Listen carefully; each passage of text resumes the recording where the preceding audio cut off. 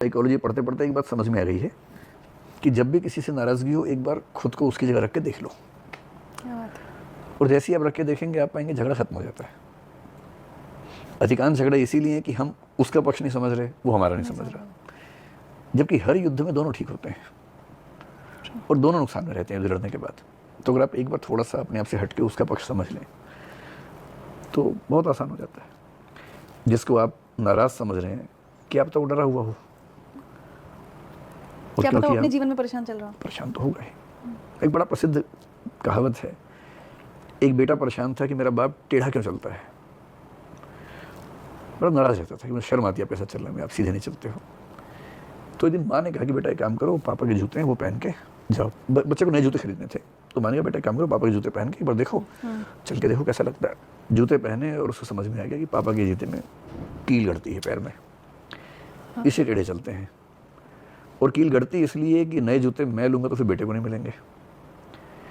तो वो जो कहावत है कि put your feet in the shoes of others, तो ये तो बहुत गहरी कल्पना नहीं है, लेकिन बड़ी सतही सी बात है कि जूते में अगर कील गड़ रही है तो तभी समझ में आएगा जब आप उस जूते में पैर रखेंगे अपना। कितनी कीलें होंगी उसमें। हर किसी की ज़िंदगी में ऐसा है। और मेरा तो बड़ा सरल सा मानना है कि कुछ तो मजबूरियाँ रही होंगी, यूँ कोई बेवफा नहीं होता, तो कुछ तो मजबूरी सबके साथ होती है। तो मुझे बहुत फर्क नहीं पड़ता। और मेरे ऑफिस में मतलब मैं बॉस हूँ कहने के लिए 2000 लोगों का, मुझे याद नहीं है कि मैंने पिछले 10-20 साल में एक इंसिडेंट याद आ रहा है आज से 1 महीने पहले का कि मैंने एक स्टाफ को डांटा था। मुझे डांटने की ज़रूरत नहीं पड़ती कभी, मतलब मेरा खौफ ठीक ठाक है उसके बाद भी मैं डांटता नहीं हूँ।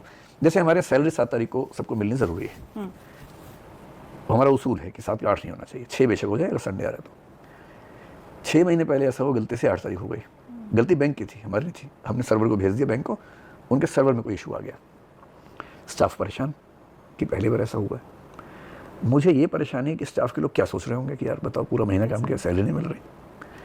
तो फिर मैंने अपने फाइनेंस टीम के सब मेंबर्स को बुलाया, सीनियर्स को।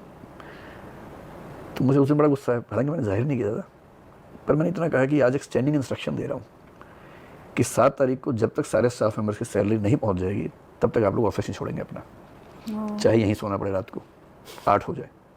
जब सबके अकाउंट में सैलरी चली जाएगी उसके बाद ही ऑफिस छोड़ना है। तो ऐसे इंसान कभी कभी होते हैं, एक मैसेज, लेकिन मुझे गुस्सा सच में नहीं